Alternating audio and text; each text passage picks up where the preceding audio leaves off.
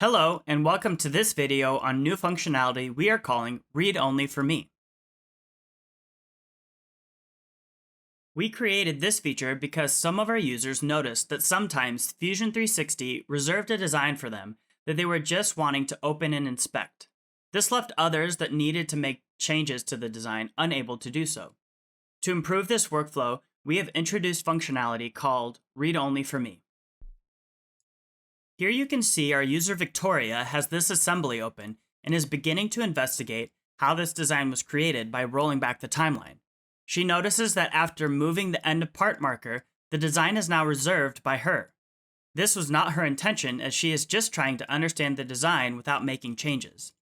So now with this new functionality, she can right-click on the top node of the browser and select Read Only for Me.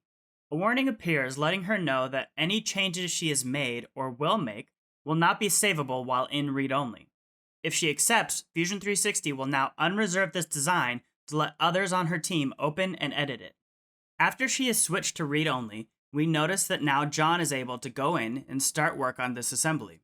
Once John is done with his changes, Victoria now sees that the version she has is out of date. If she wants to see the changes John has made, she can click the update button at the top of the screen to see what he's done. Fusion 360 will now ask if she is okay discarding the changes she's made. Since her changes weren't important, she says okay, and Fusion 360 updates the design for her. While she is still in read-only mode, Victoria notices that the origin is currently visible.